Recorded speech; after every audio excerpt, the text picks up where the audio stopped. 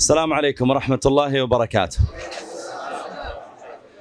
بسم الله الرحمن الرحيم. الحمد لله رب العالمين، وأصلي وأسلم على أشرف الأنبياء والمرسلين، نبينا وحبيبنا وقائدنا وقرة أعيننا محمد بن عبد الله، عليه وعلى آله الطيبين وأصحابه الغر الميامين أفضل الصلاة وأتم التسليم.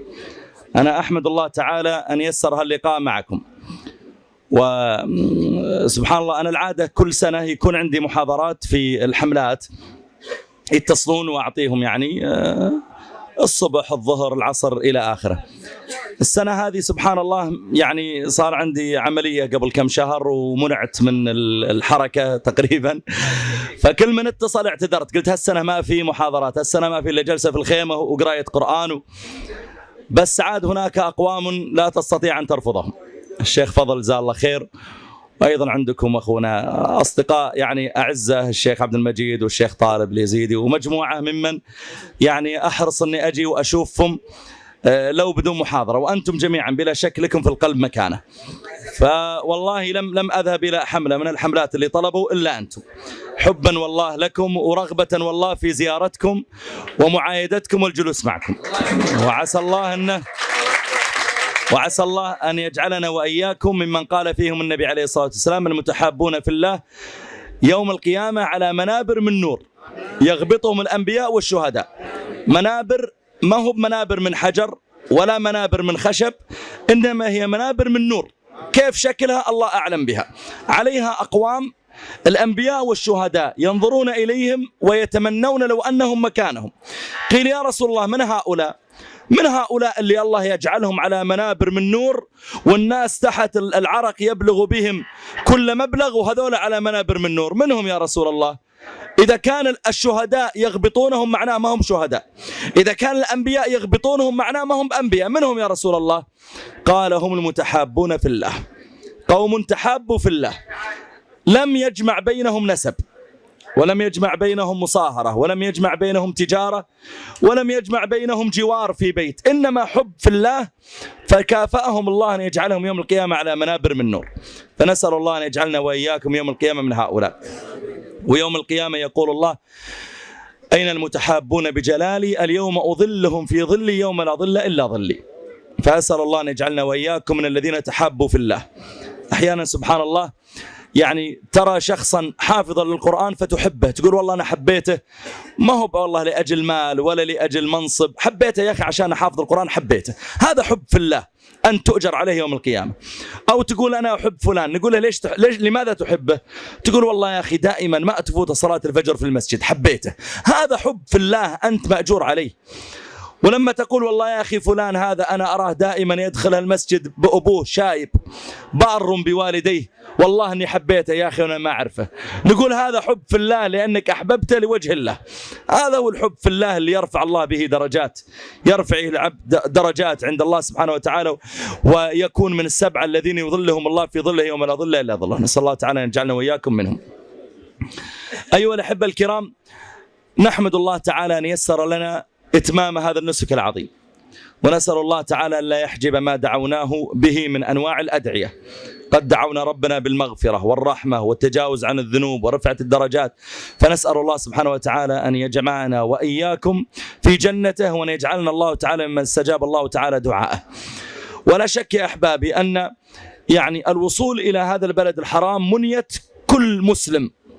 ما تجد لك واحد في أقاصي روسيا أو في جبال أفغانستان أو في أدغال أفريقيا مسلم إلا وتجد قلبه معلقا بهذا البيت الحرام، يتمنى لو أنه جاء وحج ووقف في عرفات وبات في مزدلفة ورمى الجمرات، يتمنى لو فقد نفسه وماله وولده وأهله في سبيل أن يصل لهذا البيت الحرام. فنسأل الله تعالى كما يسر لنا أن نحن نأتي إلى هذا البيت الحرام، نسأل الله أن يسر لنا مغفرته ورحمته، وأن يجعلنا الله تعالى ممن يشملهم برحمته ومغفرته. الرحمة والمغفرة هي منية كل إنسان، والنبي عليه الصلاة والسلام كان إذا رأى من يطلب الجنة أو يطلب مغفرة ورحمة بين له أنه لا بد أن يعمل لها. ربيعة بن كعب رضي الله تعالى عنه غلام عمره 13 سنة، وكان هذا الغلام محبا للنبي عليه الصلاة والسلام كما في صحيح مسلم، وكان الغلام يأتي ويبيت عند باب النبي صلى الله عليه وسلم في الشارع، يجلس عند الباب في الشارع. فإذا النبي عليه الصلاة والسلام أراد أن يتوضأ وطلع من بيته يتوضأ، ما عندهم حمامات في البيوت، يأخذ الماء ويطلع يقفز الصغير ويأتي يصب الماء على النبي صلى الله عليه وسلم يوضأه. فالنبي صلى الله عليه وسلم رآه مرة وهو طالع الفجر بيتوضأ إلا شاف الغلام راقد في الليل في الشارع عند الباب، فبدأ الغلام يعني يفرك عينيه ويمسك الماء يصب على النبي صلى الله عليه وسلم، فأعجب به، فقال له عليه الصلاة والسلام: يا ربيعة بن كعب سلني، اسألني، اطلب مني شيئا، سلني. المتوقع من غلام أبو 13 سنة أن يقول: أسألك مثلا رداء أو ثوبا أو مالا. قال: يا رسول الله أسألك. قال: سلني. قال: أنظرني حتى أفكر، أعطني فرصة أفكر، لأن ما هو بكل مرة نبي بقامتك يقول لي اطلب مني شيء، متى تحصل لي هالفرصة مرة ثانية؟ يا رسول الله أنظرني حتى أفكر. وجعل يصب الماء والنبي صلى الله عليه وسلم يتوضأ وينظر إليه والغلام يفكر، والدنيا سكون ظلام وراقد الحالة في هالليل. فقال الغلام: يا رسول الله أسألك مرافقتك في الجنة.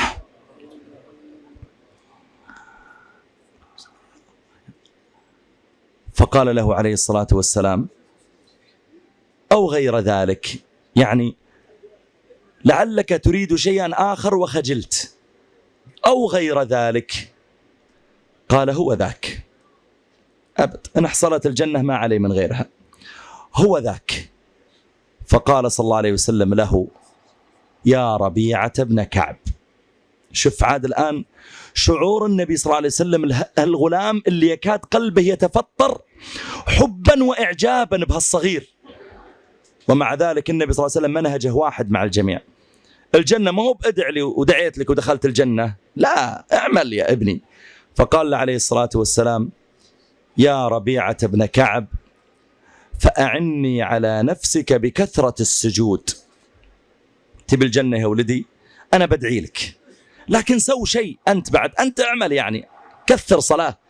أعني على نفسك بكثرة السجود. وفي موقف آخر يأتي سعد بن أبي وقاص إلى النبي عليه الصلاة والسلام، وسعد له مقام. سعد بالمناسبة يا إخواني وأخواتي هو من أوائل من دخلوا في الإسلام في مكة، يعني دخل في الإسلام وممن حوصروا في الشعب ومنعوا من الأكل ومن الطعام، حتى أنه يقول: وأنا في الشعب محبوس ذهبت لي أقضي حاجة البول، فإذا صوت تحتي فتلمست فإذا قطعة من جلد بعير، فأخذتها وغسلتها وشويتها بالنار ودققتها وخلطتها مع الماء وكفتني 3 أيام أشربها عشان أبقى حي. شوف بذله للدين. جاء سعد بعد ما زانت أمور المسلمين وهاجروا إلى المدينة، جاء إلى النبي عليه الصلاة والسلام قال: يا رسول الله ادعو الله أن يجعلني مستجاب الدعوة، أنا خالك من أوائل المسلمين، ودي أنك تدعو الله يجعلني مستجاب الدعاء. فالتفت إليه عليه الصلاة والسلام وقال له: يا سعد أطب مطعمك تكن مستجاب الدعوة، لا تأكل إلا حلال. يا سعد الموضوع عندك ما هو بعندي، أنت اللي تقدر تحصل الجنة، المسألة ما هي بدعاء بس، أنا بدعي لك، لكن أنت أعني على نفسك. يا سعد أطب مطعمك تكن مستجاب الدعوة. قالوا: فكان سعد بعدها لا يأكل إلا حلالا، وكان عندهم في البيت داجن يعني عنز أو شاة، وكانوا يشربون من لبنها كل صباح، يحلبون ويشربون يفطرون عليه. فتفلتت يوما ودخلت مزرعة لجيرانهم وأكلت من زرعهم، فلما علم سعد أن هذه الشاة أكلت من ذلك الزرع بغير حق امتنع أن يشرب من لبنها إلى أن مات، خوفا من أن يكون هذا اللبن تخلق من ذلك العشب اللي أكلت بغير حق. استجاب الدعوة. أطب مطعمك تكن مستجاب الدعوة. يا إخواني كلنا يعني طلبنا المغفرة والرحمة، ولا شك أننا نتعامل مع رب الرحيم وغفور. أيضا أنا لا يجوز أني أبدأ أقول إحنا أصحاب ذنوب وين المغفرة عنا، المغفرة بعيدة. لا والله ما هي بعيدة إلا قريبة. والنبي صلى الله عليه وسلم يقول الله تعالى: يا ابن آدم إنك ما دعوتني ورجوتني غفرت لك على ما كان منك ولا أبالي. يا ابن آدم لو أتيتني بقراب الأرض خطايا ثم لقيتني لا تشرك بي شيئا لأتيتك بقرابها مغفرة. يا ابن آدم لو بلغت ذنوبك عنان السماء ثم استغفرتني غفرت لك ولا أبالي. موسى عليه السلام كان فيه واحد في عصره أشد الكفار عليه، كلما رأى موسى في مكان سب الله وسب الدين وسب موسى، فتأذى موسى به، فدعا موسى قال: يا ربي اكفني شره، اكفني شره. فأوحى الله إلى موسى أن جعلت عذابه إليك، أنت اللي مسؤول عن عذابه، يعني أأمر السماء تمطر عليه حجارة، أمر الأرض تنشق، جعلت عذابه إليك. فلقيه موسى في طريق، فبدأ ذاك الرجل يسب الدين ويكفر ويسب موسى، فغضب موسى وقال: يا أرض خذيه.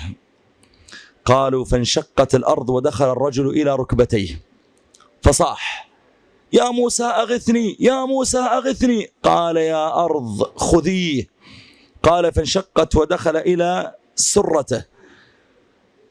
قال: يا موسى أغثني أغثني. قال: يا أرض خذيه. فانشقت حتى غاب كله في الأرض. وأوحى الله بعدها إلى موسى أن يا موسى ما أقسى قلبك وعزتي وجلالي لو استغاث بي لأغثته. يقول يا موسى ما وشلون صبرت يا موسى وهو يستغيث، ما رحمته يا موسى، وين قلبك، وين رحمتك؟ يقول يا موسى ما أقسى قلبك وعزتي وجلالي لو استغاث بي لأغثته. اللي تصيبه رحمة الله يبشر بالخير.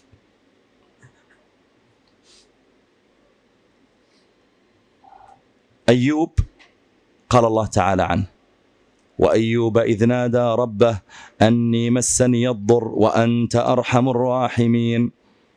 ما قال أنت أعدل العادلين، لا، خاطب الله بالرحمة، يقول أنت رحيم يا ربي، ما ترحمني وتشفيني. طلب شيئا واحدا، إن الله يكشف مرضه، بس هذا اللي يبغاه أيوب. الله من كرمه أعطاه شيئين. وإذا كنا نحن نمدح البشر الكرماء، أحيانا تأتي عند واحد من زملائك تقول له يا فلان أنا مثلا مزنوق شوي وكذا، أعطني بالله 500 ريال لآخر الشهر. فتلقاه إذا كان كريم بيقول ابشر يا فلان والله ما هي ب500 إلا أخذ 1000، يعطيك أكثر مما تطلب لأنك كريم ورحيم بك. فإن لم يكن كريما ما أعطاك ولا قال لك والله هذه 200 ودبر نفسك. ربنا جل وعلا هو الأكرم والأعلى والأرحم. لذلك أيوب طلب شيئا واحدا: اشفني من مرضي. وأيوب إذ نادى ربه أني مسني الضر وأنت أرحم الراحمين. قال الله: فاستجبنا له فكشفنا ما به من ضر. هذا واحد، خلاص لا نزيده. وآتيناه أهله ومثلهم معهم، رجعنا له عياله اللي ماتوا وعطناه مثلهم. ليش يا ربي؟ رحمة من عندنا وذكرى للعابدين، لأن رحمناه وعطيناه أكثر من اللي يبغى. زكريا دعا بدعاء واحد يريد ذرية. شوف عطاه الله. قال الله تعالى: وزكريا إذ نادى ربه رب لا تذرني فردا وأنت خير الوارثين.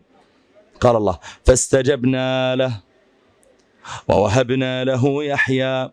بس ما هو هذا اللي يبغى خلاص، لا، وأصلحنا له زوجته كانت سيئة الخلق وصلحها الله له، عطاه أحسن من اللي يبغى. احنا نتعامل مع رب رحيم كريم مع غناه عنا إلا أنه يرحمنا، يتحبب إلينا بالنعم ونتبغض إليه بالمعاصي، خيره إلينا نازل وشرنا إليه صاعد، ومع ذلك يرحم ويغفر ويتجاوز. هالرب يستحق أن نطيعه ونقول له يا ربي احنا اللي تحبه منا يا ربي بنفعله. أنت تحب منا نصلي الفجر في المسجد، والله نصليها في المسجد في شدة حر ولا برد عشانك، لأننا نحبك يا ربي. يا ربي أنت تحب منا نتصدق، والله أن نتصدق ونؤتي المال على حبه مسكينا ويتيما وأسيرا، ويطعمنا الطعام على حبه مسكينا ويتيما وأسيرا، كله يا ربي عشانك لأننا نحبك. تحب منا نطلع في شدة الشمس نصلي الظهر، نصلي عشانك، ولا جالسين عند المكيف لكن نطلع عشانك لأننا نحبك يا ربي. تحب منا أن احنا نتعامل مع الناس تعامل زين ونسامح اللي يؤذونا، نفعل عشانك لأننا نحبك. لذلك النبي صلى الله عليه وسلم إيش كان يقول في دعائه؟ يقول واجعل حبك أحب إلي من الماء البارد على العطش. إن يصير حبك لله أعظم من كل حب. إذا صار حبك لله أعظم من كل حب أفلحت، لأنك لا يمكن وأنت تحبه أن تعصيه، ولا يمكن أن تحبه وتبعد عنه، تلقاك تبعد عنه تشتاق إليه ترجع. لذلك النبي صلى الله عليه وسلم يقول إن الله يتبشبش يفرح يتبشبش بالمصلي إذا قدم إلى المسجد كما يتبشبش أهل الغائب بغائبهم إذا رجع إليهم. يفرح بك إذا جئت إلى المسجد وإذا جئت إلى الصلاة. وأسأل الله أن يجعل حالنا بعد الحج خيرا من حالنا قبله، وهذا هو الحج المبرور اللي الواحد يتغير بعد الحج، يتغير صلاته وتتغير أخلاقه ويتغير كله. أسأل الله سبحانه وتعالى أن يجعل حالنا بعد الحج خيرا من حالنا قبله. اللهم يا حي يا قيوم يا رب العالمين، اللهم يا فارج الكروبات، يا مجيب الدعوات، يا مغيث اللهفات، يا من لا يحتجب عنه عبد بشديد الظلمات. اللهم يا حي يا قيوم يا رب العالمين يا ذا الجلال والإكرام، إنك قد دعوتنا لزيارة بيتك العظيم فأجبناك، فلبيك اللهم لبيك، لبيك وسعديك، والخير بيديك، والرغباء إليك والعمل، لبيك حقا حقا تعبدا ورقا.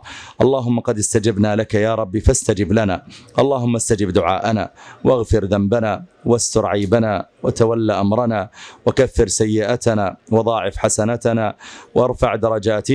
اللهم ارفع درجاتنا. اللهم سامحنا يا رب العالمين، اللهم سامحنا يا رب العالمين، اللهم سامحنا يا رب العالمين، اللهم سامحنا يا رب العالمين. اللهم يا من عز فارتفع وذل كل شيء له وخضع، اللهم يا من يعلم السرائر والضمائر، يا من هو أول وآخر وباطن وظاهر. سبحانك أمرتنا فلم نأتمر، ونهيتنا فلم ننزجر، وخوفتنا فلم نعتبر، فلا نحن أبرياء من الذنب فنعتذر، ولا نحن أقوياء عليك فننتصر. اللهم بمن نستجير وأنت المجير الناصر، بمن نستنصر وأنت المولى القاهر. من الذي يغفر ذنبنا وأنت للذنوب غافر؟ من الذي يغفر ذنبنا وأنت للذنوب غافر؟ من الذي يغفر ذنبنا وأنت للذنوب غافر؟ من الذي يغفر ذنبنا وأنت للذنوب غافر؟ من الذي يسر عيبنا وأنت الرحيم الساتر، وأنت الرحيم الساتر، وأنت الرحيم الساتر. اللهم لا تفضحنا في الخلائق يوم القيامة.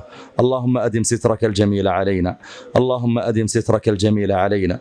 يا عظيم المن، يا كريم الصفح، يا حسن التجاوز، يا واسع المغفرة، يا باسط اليدين بالرحمة، يا باسط اليدين بالرحمة، يا باسط اليدين بالرحمة. وجهك أحسن الوجوه، وجاهك أعظم الجاه، وعطيتك أعظم العطايا وأغناها. في السماء ملكك، وفي الأرض عظمتك، وفي البحر قدرتك، بالعذاب سطوتك. سبحانك، سبحانك ربنا ما أعظمك، سبحانك ربنا ما أعلاك وأرفعك، سبحانك ربنا ما أحسنك وأجملك، سبحانك ربنا ما أحسنك وأجملك.